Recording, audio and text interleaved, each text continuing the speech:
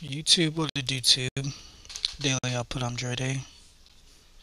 And today I'm gonna do my channel a little different. Just go through the articles that I was skimming through throughout the day. Starting with this one. I guess it's from, where is it from? 24/7 Wall Street. And it's titled, "This new hate group is now the biggest in America." Looks like they're talking about the Oath Keepers.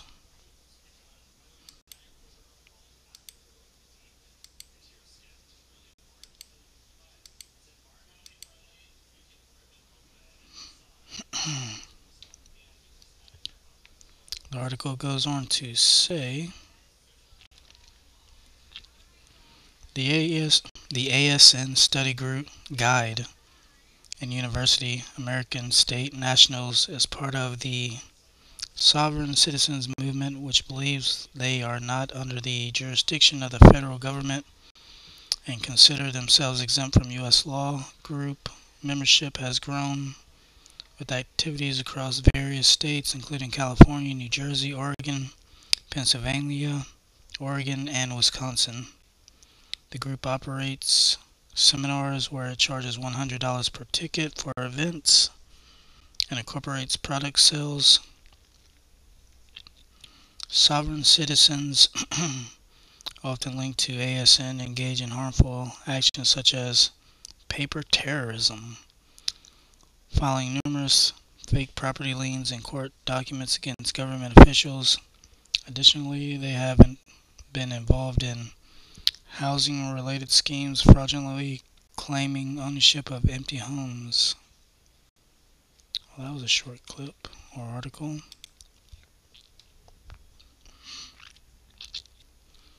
And moving closer to home, WLOX, I'm not sure if y'all are familiar with the situation, but excuse me 1 second.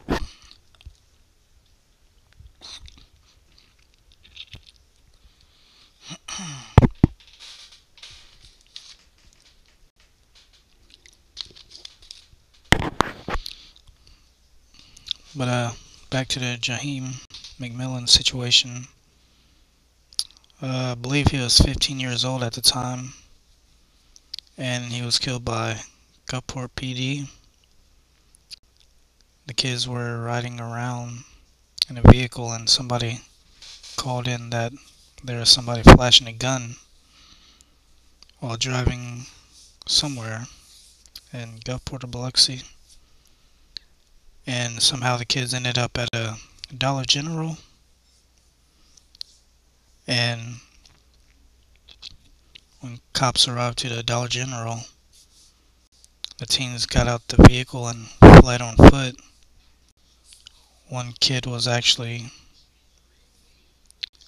he started in one direction with his friends, and eventually,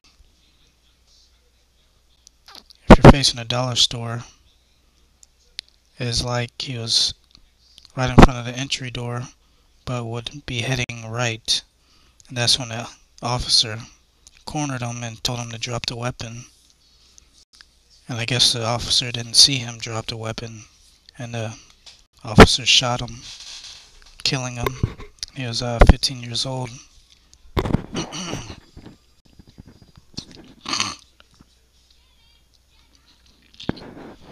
Excuse me, I just left the gym. I'm a little dehydrated.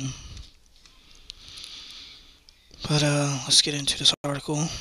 Gulfport, Mississippi, WLOX, 1 year after 15-year-old Jaheim McMillan was shot and killed by Gulfport police officer. His mother has filed a wrongful death lawsuit for $10 billion against the city of Gulfport and the officer who court documents say shot McMillan. In February 2023, a grand jury cleared the officer of wrongdoing in the shooting, finding no criminal conduct on his behalf. WLOX reached out to the city of Gulfport for a comment. Their only comment was that the grand jury had heard the evidence in the case and determined the officers were justified in his actions.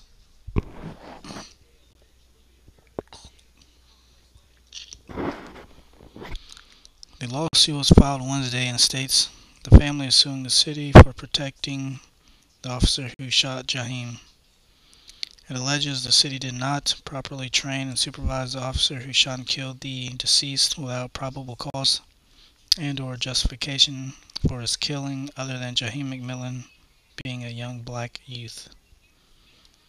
The lawsuit calls for termination of the officer from the Gulfport Police Department, alleging he is a serious danger to the black community.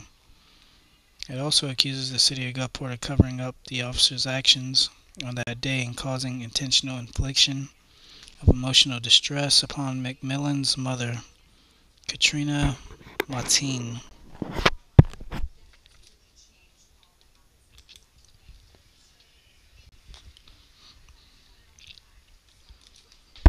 The officer is being sued individually as well. The lawsuit claims the officer failed to properly exercise wise discretion before shooting McMillan, used excessive force in violation of the Fourth Amendment to intentionally inflict emotional distress upon his mother, Katrina Martin, and to deny her the loss of affection of her son, Jaheim McMillan, for eternity, and lied and tried to cover up his actions on October 6, 2022.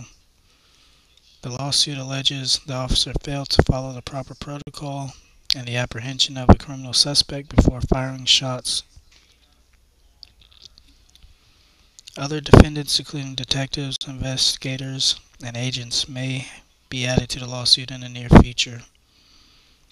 Black Lives Matter grassroots, along with the family of Jaheim McMillan, local organizers, and others, began gathering at 2 p.m. Friday in front of the Family Dollar at the corner of 8th Avenue and Pass Road to hold a rally on the one-year anniversary of McMillan's death. October 6, 2022, Gulfport police received reports of a car with multiple teenagers inside waving guns at drivers. The car was stopped by an officer on Pass Road, Family Dollar, causing most of the occupants to flee. One of those inside the car was 15-year-old Jaheim McMillan. As McMillan exited the car, the responding officer engaged McMillan, shooting him.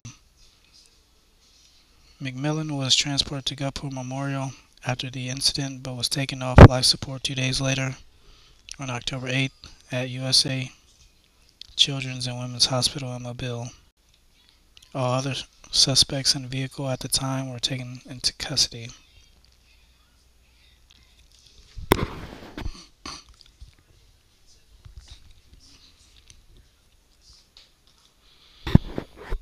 It's a tragic ending to the story. The kid was only 15 years old. Sometimes when I see things like this or read things like this, I think about me at the age of 15. I grew up in a house with a lot of weapons, and I knew never to touch them unless it was a life and death situation. Even at that young age, I was trained pretty well about weapons and what their use is for. But sometimes I just think, like I said, when I see articles like this, man, 15 years old, and both him and the cop made a decision that fatally ended his life at a young age, and my thoughts and prayers go out to his mother and family members. But that's a sad, tragic story.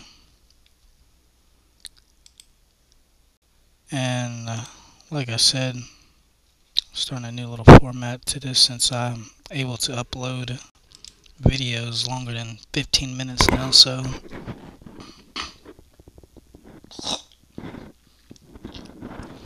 continue on with the article. I'm gonna sip of Vasa. Daily Express US, girl 5 raped and killed at a camp in the woods after being kicked out of her house. It's a photograph of the young lady, young girl. That's horrible. I have a 7-year-old son, about to be 7 anyway. Man, when I see articles like this, it really boils my blood a little bit. Because I can only imagine something happening to my son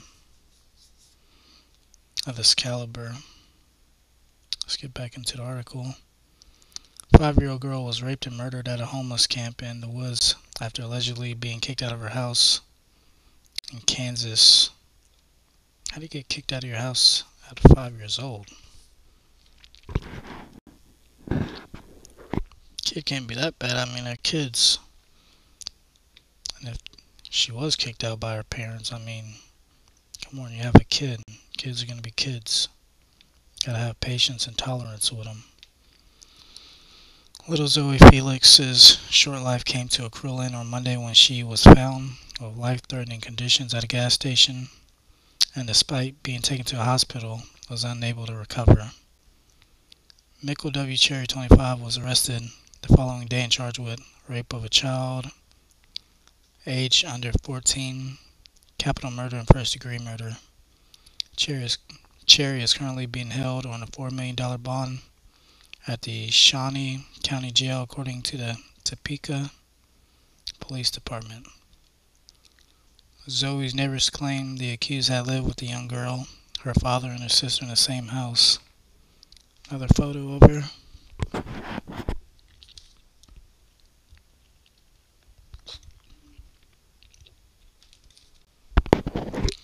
They also claimed the 5-year-old and other members of her family were forced to move into a homeless camp about 2 weeks prior to her death after being kicked out. The local community had often stepped in to help feed, bathe, and clothe Zoe. She could sometimes be seen roaming around the neighborhood without supervision, neighbors claim. Well, pardon me for what I said about her being kicked out earlier. I was under the impression something happened with her family, but it's my first time reading the article as I read along with y'all or read to y'all. Speaking to KSNT, Sharon Williams said Zoe did not deserve to be in anybody's woods. This is her home right here. She has 1, 2, 3, 4, 5 people that would do anything for her. And that's a photo of Mr. Cherry, who took her life. Another neighbor, Shaniqua Bradley, said she would come over to her house several times during the week in search of something to eat. It was always, can I stay, she said, of her interactions with Zoe. Local Senator Aletha Faust Gaudet demanded immediate answers from the Department of Children's and Families. We have to do more. This is unacceptable, Senator Faust Gaudet said. She was echoed by fellow Kansas Senator Molly Baumgartner, who said we really need a deep dive on the way or on why the system is failing. Topeka police confirmed Thursday that they made 3 visits to the home in September. One on September 5th for a welfare check following a report that the home had no electricity, and 2 domestic disturbance calls in the afternoon and evening of September 19th. A little more than an hour apart, police did not provide details about those 2 calls. Laura Howard, Secretary for Children and Families, reiterated her confidence in the system as she faced questions about Zoe's death. We have to have those robust services at the community level and across all of our systems to meet our needs.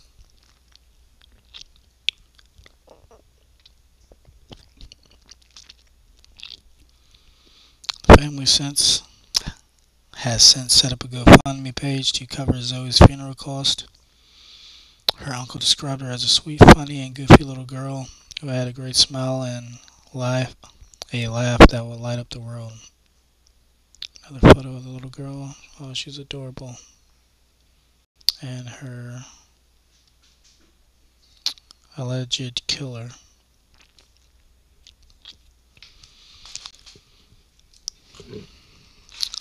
Let's see if we could find a GoFundMe page so y'all could support, or we could support. Well, if y'all are watching this, y'all could scan through the information and donate.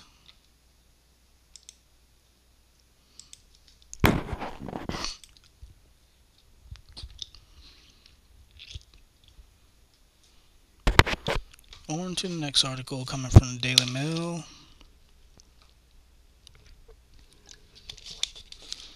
And this one is about our favorite topic: migration taking over cities. Furious Chicago residents slam city over migrant crisis as officials plan to force youth football team off their home field to make a new, and it cut it off, y'all see that? Chicago residents have expressed fury at the city's government for offering shelter to a massive influx of asylum seekers as youth football team is set up to be kicked off their home field to make room for a migrant camp. I know them kids would be upset. I'd been pissed if that was my football season and ain't got nowhere to practice. More than 17,000 migrants have arrived in the Windy City since August 2022, with more than 10,000 in shelters and close to 3,200 staying in police stations and the O'Hare International Airport. The city government says it has so far allocated $328 million in aid. An infuriated local called Mayor Brandon Johnson and Democrats criminals for their handling of the situation as residents met to discuss a lawsuit filed against the city over its housing of migrants in public buildings. We're going to sue the bosses and sue the Democrats as civilians because they're supposed to represent the people they voted for, the man said. Don't let the Democrats have their stupid convention here. Enough is enough. All I see is the citizens of Chicago marching to their death chambers.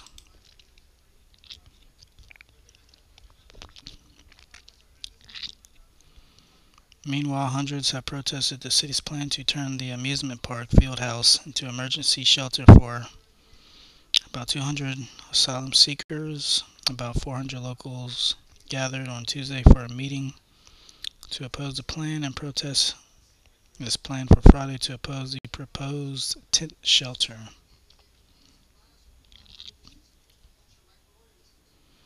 Some photos. Nearly 30 busloads of immigrants arrived in downtown Chicago just last week, and that number is only set to get worse. Most of the asylum seekers are Venezuelans who say they're running from the economical and social collapse of the socialist nation led by the regime of Nicolas Maduro.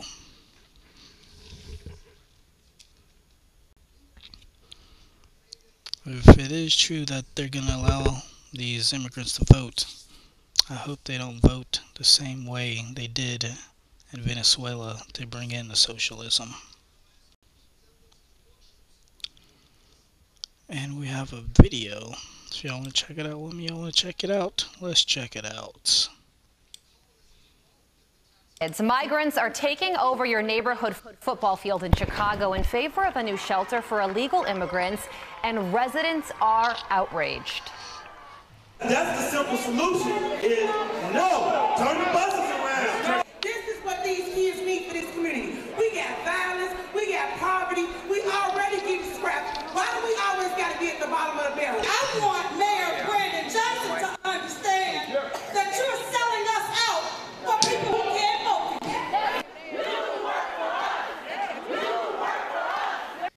You work for us, they're saying. Wow. Chicago Alderman Chris Taliaferro and resident Dwayne Truss join us now. And Dwayne, this hits really close to home for you because you coach the youth football team whose facility has now turned into a migrant shelter. So how is this decision going to impact the kids? Well, I was a former coach there. Both my sons played there.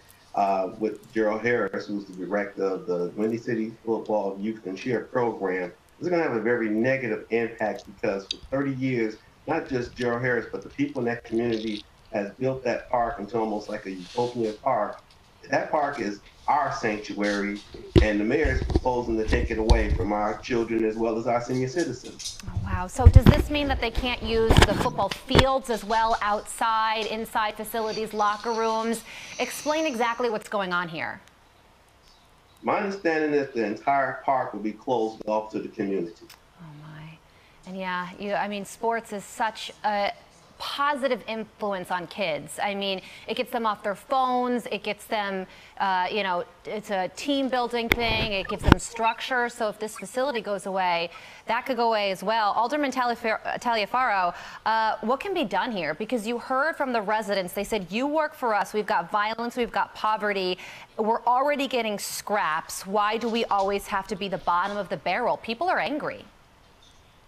And they have every right to be angry. They're outraged, and so am I.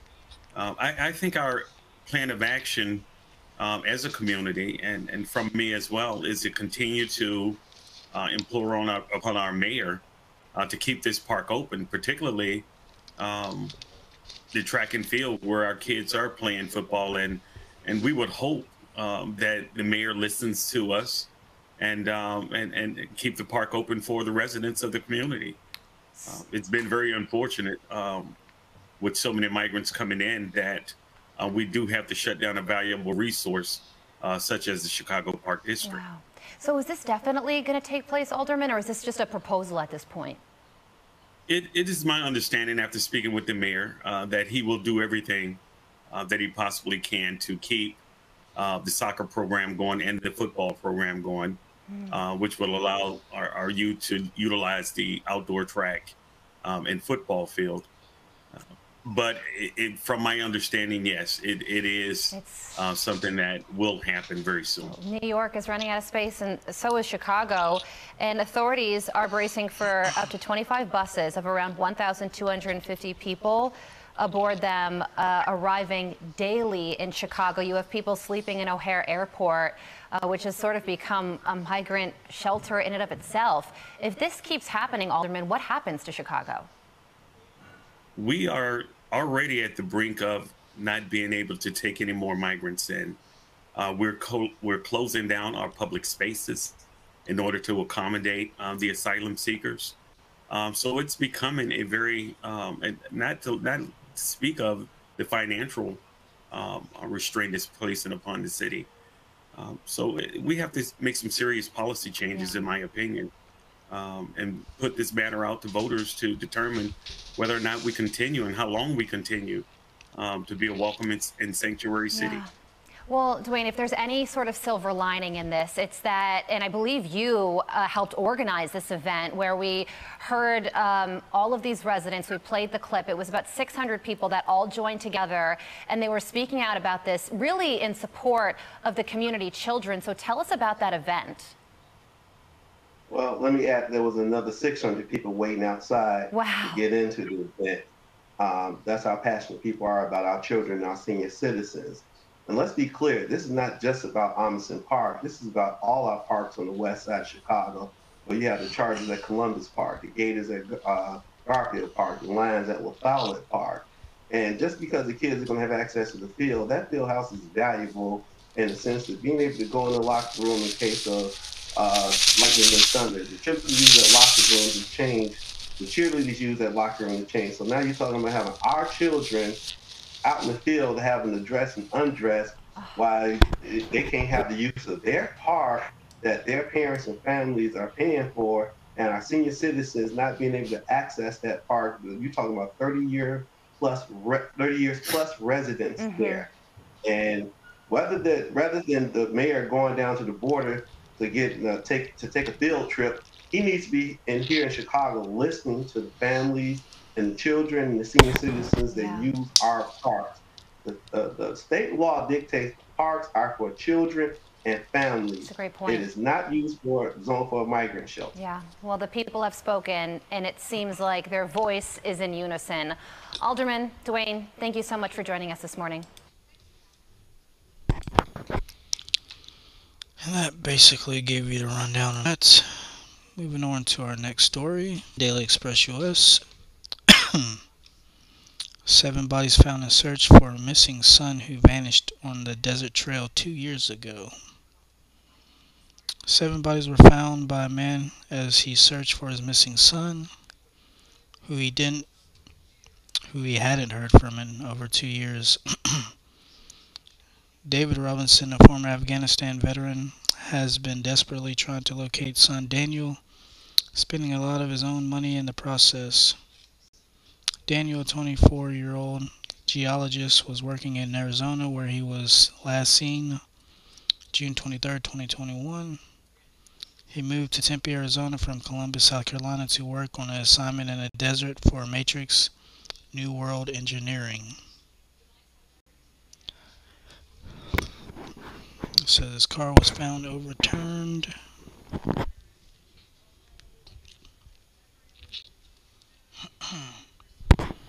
However, Daniel left the job after just 15 minutes. Colleagues saw him wave as he drove away from the area, and that was the last time anyone saw him. Local police assumed Daniel had gone for a stroll or was out working. They later searched for Daniel after pressure from his family. The search didn't start until 3 days after Daniel had gone missing. Speaking to the U.S. Sun, David said, "They said he was a grown man. They said he couldn't disappear if he wants to. That was when I knew law enforcement wasn't going to do anything. I had to act." He added that the police investigation and lack of results made him angry and hurt, but the overriding feeling was worry for my son. David drove from his home in Florida to Arizona, 2,000-mile trip to start looking for his son himself. He managed to gather hundreds of people as they searched for the remarkable 49 weeks.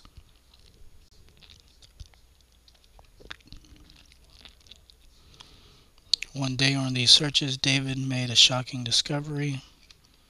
He found skeletal remains in Buckeye that he believed belonged to 7 people. Then a month after this discovery, Daniel's Jeep was found by a rancher. It was overturned over in a ravine just a few miles from where he was last seen. Local police went to the scene but did not do any forensic analysis. They told David that his son may have suffered a serious brain injury, wandered away after taking off his clothes because of extreme heat, and then was attacked by a wild animal who disposed of his remains. David said, "The police were telling me that people with brain injuries shred their clothes. I had a brain injury from a bomb blast. That never happened to me. As soon as I heard that, it didn't settle right with me." One thing the police did notice was a red mark on the vehicle, but the damage didn't match the terrain in the area. Private investigator Jeff McGrath was brought in to help. David added, "The PI looked at everything and knew this was a staged event. The vehicle was placed there. He knew something was wrong. When the black box data was looked into, it was discovered that the car was driven for 11 miles, and once the airbag had been deployed, the starter motor was cranked 46 times. David continued, "If you listen to law enforcement saying it's laying on the side in that ravine for 30 days, how can someone sit in the driver's seat and crank it up and push the button 47 times to crank it?" Buckeye police still say that there have not been any updates on the Daniel Robinson missing person case since we released the full report in May of last year. They added that there are no signs of foul play at the scene. David is asking anyone with helpful information to contact him via pleasehelpfinddaniel.com. He added, "I'll just keep fighting and putting pressure on the authorities. I want to find my son."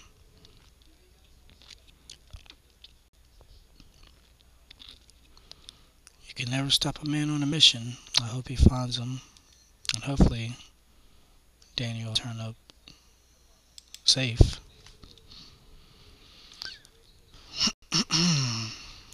Another article, the Western Journal. Students prevail after powerful walkout. School district reverses woke bathroom policy.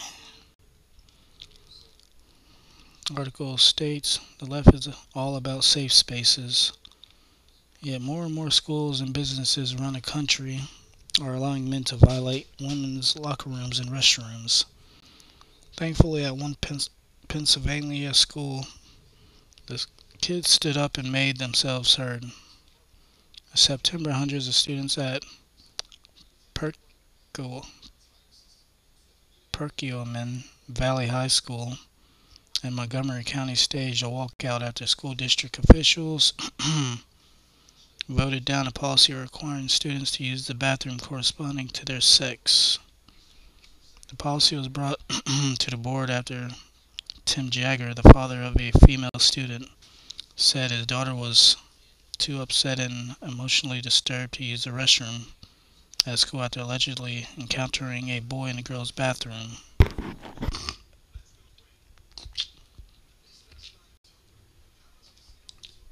Pennsylvania high school stages walkout in protest of letting boys use girls' bathroom. Louder with Crowder.com. At the following Perkiomen Valley State District Board meeting, parents told the board what they thought.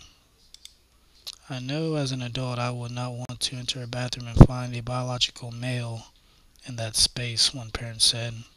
So why should we allow this for our precious children?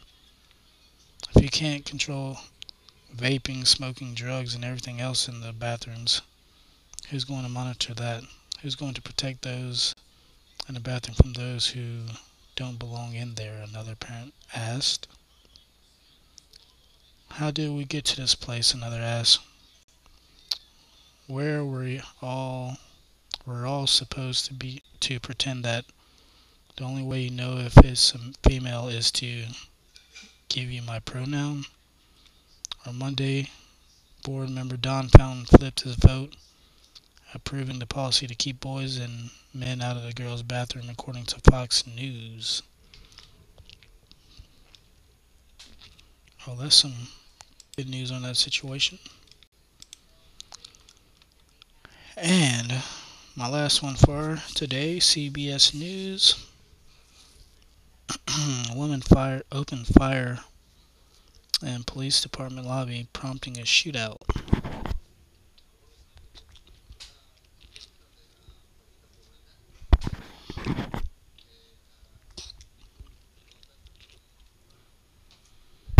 Oh, y'all gotta help me quit dipping. A woman is in custody Friday after authorities said she opened fire in a police department lobby in Connecticut, spurring an exchange of gunfire with an officer. The woman, who has been identified as 51-year-old Susan LaPrise, entered the lobby of the Bristol Police Department around 10:35 p.m. on Thursday night and fired multiple rounds into a window of the front lobby desk, police said. The desk was unoccupied at the time, and the bullets did not penetrate the bullet-resistant glass, police said. It's a photo of the lady. Looks like she took a nice little beating, too. Officers responded to the gunfire and attempted to negotiate.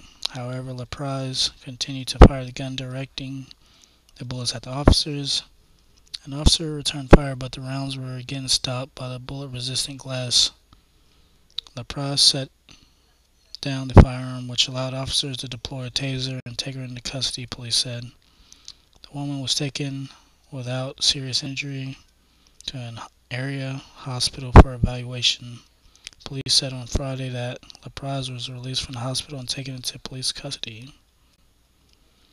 LaPrise has been charged with multiple counts, including criminal attempt murder with special circumstance, illegal discharge of a firearm, criminal use of a weapon, illegal carry of firearms under the influence of drugs and alcohol, violation of pistol permit requirements, illegal possession of large capacity magazine, criminal mischief, reckless endangerment, and breach of peace.